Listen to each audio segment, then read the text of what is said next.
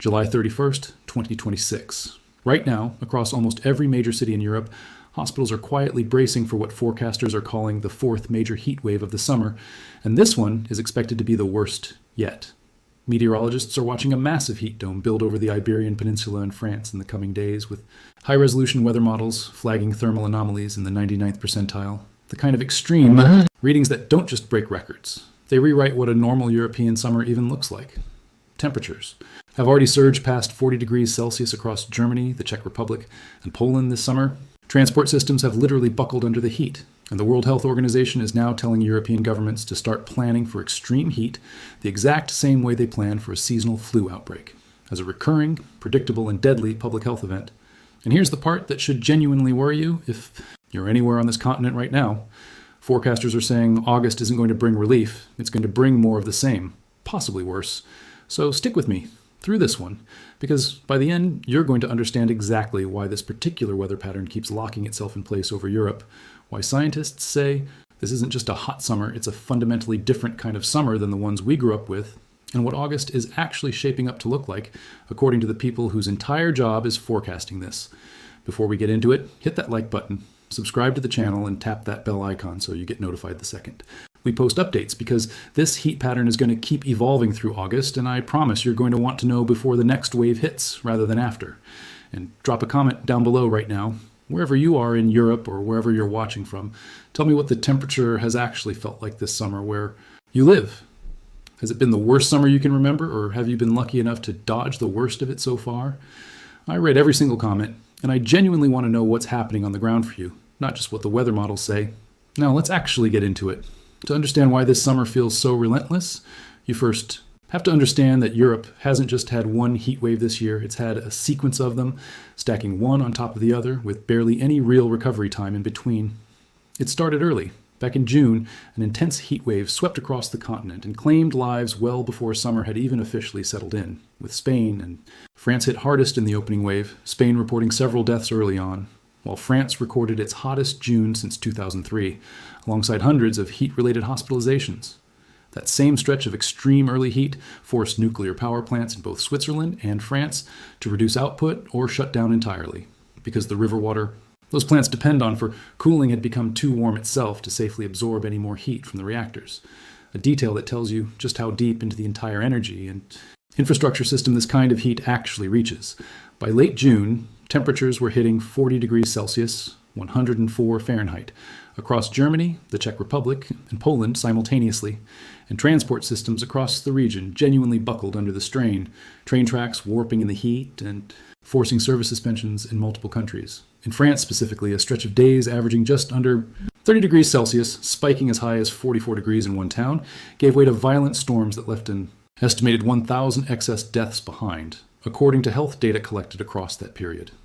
As of late June, at least 18 people had died in France alone from that particular heat wave, including 2 children and 3 elderly residents, a detail that cuts through the abstract statistics and makes clear exactly who bears the heaviest cost when a heat wave like this settles over a country.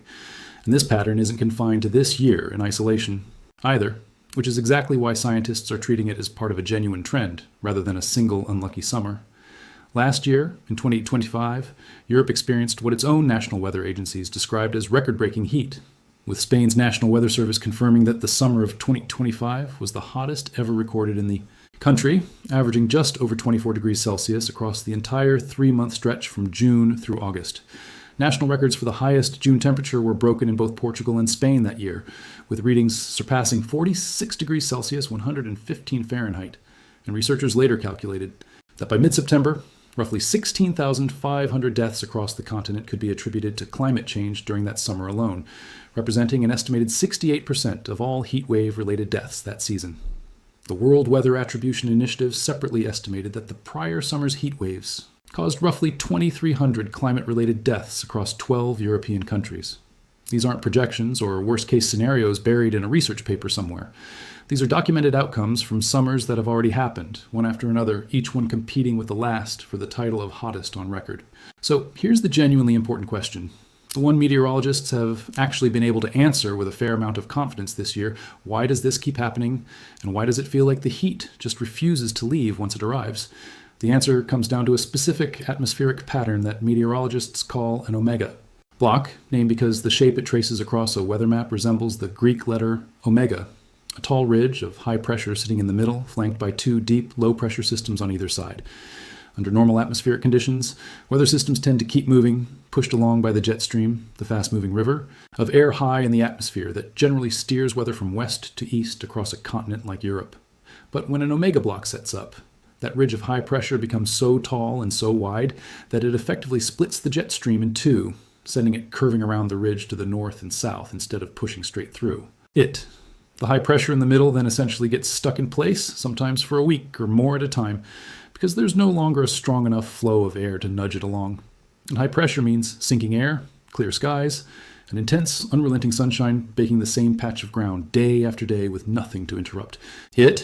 No incoming storm systems, no clouds to block the sun, no cooler air masses pushing through to break the cycle. That's the mechanical reason. A heat wave in Europe doesn't just spike for a day or two and pass through the way a normal hot spell might. It locks itself in place. And the ground, the buildings, the rivers, and the people underneath it just keep absorbing more and more heat with genuinely nowhere for that energy to escape to. This isn't a fluke atmospheric pattern that happened to show up a few times recently either. A study published in 2025 in the Proceedings of the National Academy of Sciences found that the specific kind of atmospheric pattern responsible for locking in extreme weather events, including both heat domes and severe flooding, has very nearly tripled in frequency since the 1950s, a direct consequence of human-driven climate change reshaping how the upper atmosphere behaves. That's the mechanism connecting individual news stories. A heat dome baking Madrid this week, a flash flood devastating a valley somewhere else next month, back to a single underlying atmospheric shift. The blocking patterns that create both. Extremes are becoming measurably more common, which means both the heat waves and the sudden violent storms that eventually break them are becoming a more regular, more intense feature of how European weather actually behaves now, rather than rare exceptions to an otherwise stable climate. Now let's talk about what's actually happening on the ground this week, because as of the time this video is being made, the fourth heat wave of the summer is building, and forecasters are describing it in genuinely alarming terms. The new heat dome is centering primarily over the Iberian Peninsula and France, with the late July into early August peak expected to bring widespread air. Temperatures well above 40 degrees Celsius across the region. High-resolution global ensemble weather models are picking up mid to upper-level thermal anomalies tracking into the 99th percentile, essentially meaning the atmosphere over parts of Europe right now is holding heat energy at a level that's statistically almost unprecedented in the historical record for this time of year. The forecast pattern setting up for the remainder of July and stretching into early August fits that same omega block signature, a ridge of high pressure sitting directly over the heart of the continent with two deep low-pressure systems flanking it on either side. Exactly the setup that allows heat to simply sit and intensify rather than pass through and move on. And here's a detail that genuinely matters if you're anywhere in Europe watching this. Health authorities aren't treating this as a routine hot spell. Emergency rooms across the continent are specifically bracing for what officials describe as an onslaught of life-threatening heat stroke cases, and there's a very specific reason this hits Europe especially hard compared to somewhere like the southern United States, where extreme heat is also common. Centralized residential air conditioning is genuinely rare across most of Europe, even in major cities, which means a huge share of the population has no reliable way to cool their own home during exactly the kind of multi-day heat dome currently building over the continent. Heat waves under these conditions have been directly associated with sharply increased rates of heart attacks, strokes, and respiratory illness, on top of straightforward heat stroke and dehydration, because a body that never gets a break from extreme heat, not even overnight indoors, simply accumulates physiological stress day after day, in a way that a body with access to air conditioning largely doesn't. That's precisely why the WHO has started framing this as an issue governments need to plan for with the same seriousness and the same seasonal predictability as a winter flu outbreak, pre-positioning cooling centers, issuing public health warnings well in advance, and building genuine institutional preparedness around a hazard that used to be treated as an occasional inconvenience rather than a recurring, deadly public health emergency. The consequences of this summer's heat haven't stopped at hospitalizations either. The same conditions driving temperatures into the 40s across Iberia and France are also the exact conditions that fuel severe wildfire outbreaks. And this summer has already delivered on that front too. Wildfires have ravaged huge parts of both France and Spain in recent weeks, forcing hundreds of thousands of people to evacuate their homes as flames spread through drought-stricken vegetation with almost nothing standing in their way. Footage from the town of Cotignac in southern France showed flames tearing through vegetation and tree trunks as the current drought conditions worsened following the earlier stretch of heat. A visual reminder that this isn't just a story about thermometers climbing higher, it's a story about landscapes becoming so dry and so primed to burn that a single spark or lightning strike can turn into a fire, consuming entire hillsides within hours. So, the question everyone actually wants answered, does August offer any real relief, or does this pattern just keep grinding on? The honest answer from the meteorologists actually tracking this is genuinely mixed, and it's worth understanding the nuance here rather than just the headline. Multiple forecasting services are describing August 2026 as very likely to run warmer than average across essentially the entire continent, but they're also careful to note that this doesn't necessarily mean one uninterrupted, unbroken stretch of extreme heat from start to finish. The leading scenario forecasters are watching for August involves repeated waves of intense warmth interrupted periodically by Atlantic weather fronts, thunderstorms, and short-lived cooldowns, rather than a single continuous heat dome sitting in place for the entire month. Think of it less as one long, unbroken furnace, and more as a rhythm, intense heat building for several days to a week, then a temporary break, as a storm system finally punches through the blocking pattern, before the next ridge of high pressure rebuilds and the cycle starts over again. What forecasters are in far more agreement about is where the greatest risk of that pattern repeating sits geographically. The greatest risk of prolonged, dangerous heat through August is expected to remain concentrated across the Iberian Peninsula, France, Italy, the Balkans, and southeastern Europe, the same regions that have already borne the brunt of this summer's earlier heat waves. Central Europe, including France, Germany, the Alpine region, Poland, Czechia, Austria, and the Balkans, is more likely to sit right along the Axe boundary between that hot, stagnant air mass and the more active storm fronts pushing in from the Atlantic, which actually makes conditions there somewhat more volatile and harder to predict day to day, since a region sitting right on that boundary can swing from oppressive heat to sudden severe thunderstorms within the same week. One of the genuinely open questions forecasters are watching closely heading deeper into August is whether the current heat dome, the fourth of the summer, potentially expands and intensifies further as the month goes on, or whether it finally breaks down and gives way to that more variable wave-like pattern of heat and brief relief. Meteorological services tracking this have said plainly that they'll continue monitoring the situation and updating forecasts as it evolves, which is really the most honest answer available right now, because a pattern this actively unstable, sitting right at the boundary between an entrenched heat dome and a more typical late summer flow, can genuinely shift in either direction over a period of just a week or two. There's also a broader climate driver adding uncertainty to the picture heading into the back half of the year. And it's worth understanding briefly because you're likely going to keep hearing about it. Forecasters have been tracking the development of what's being described as a super El Niño heading into the 2026 to 2027 winter, an unusually strong version of the naturally occurring Pacific Ocean warming pattern that influences weather systems across much of the globe, including parts of Europe.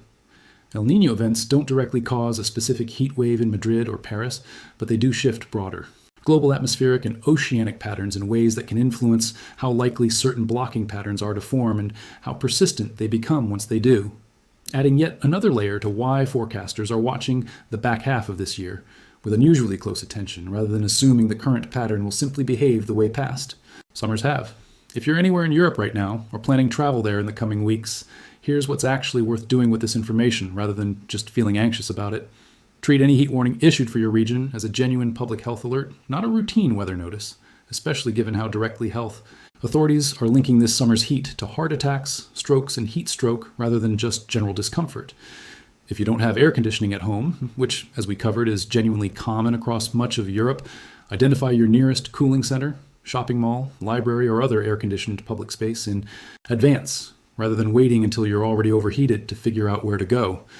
Check in directly on elderly relatives, neighbors, or anyone with existing heart or respiratory conditions during any multi-day heat stretch, since they consistently make up the largest share of heat-related deaths across every one of the events covered in this video, from the June heat wave that killed 18 in France, including 3 elderly residents, to the broader continental death tolls from 2025. Stay hydrated well before you feel thirsty, since thirst is already a late-stage signal that your body is behind on fluids, and limits strenuous outdoor activity, including exercise and physical labor, to the early morning or evening hours when temperatures are at their lowest point in the day.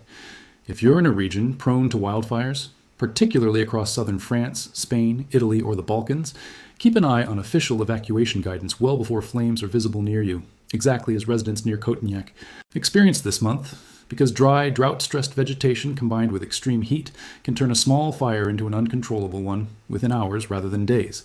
Stepping back from the day-to-day forecast, here's the piece of the story that genuinely deserves to sit with you after this video ends. This summer isn't an isolated anomaly that happened to land on 2026. It's the latest entry in a sequence, 2025's hottest summer on record in Spain, the roughly 16,500 climate-linked deaths documented across the continent that year, the 2,300 deaths attributed to the previous summer before that, and now a 2026 season that's already produced 4 separate major heat waves before August has even properly begun, with forecasters warning. The risk of further extreme heat remains concentrated over some of the same regions that have already suffered the worst of it. The scientific explanation tying all of this together, that specific atmospheric blocking patterns responsible for locking heat domes in place have nearly tripled in frequency since the 1950s due to human-driven climate change, isn't a prediction about some distant future decade. It's a description of the exact mechanism currently sitting over the Iberian Peninsula and France as this video goes up. What the World Health Organization is asking European governments to internalize, treating extreme heat with the same seasonal seriousness as a recurring flu outbreak, reflects a genuine shift in how public health officials are being forced to think about a hazard that used to be seen as an occasional summer inconvenience and is now being planned for as a predictable, recurring, and genuinely lethal annual event. We'll be tracking this heat dome and the broader August forecast closely as it develops, whether this current pattern intensifies further, whether it finally breaks into that more variable wave pattern forecasters are hoping for, and what the final numbers look like once this summer is fully in the books. If you want to stay ahead of these updates, subscribe to the channel and hit that bell icon right now, because based on everything we've covered today, this almost certainly isn't the last heat dome story we're going to be covering before the summer is over. And drop that comment below one more time if you haven't already. Wherever you are in Europe or wherever you're watching this from, tell me honestly what this summer has actually felt like on the ground for you. I read every single one, and stories like this are so much more real when they come from the people actually living through them rather than just the numbers on a forecast model. See you in the next one.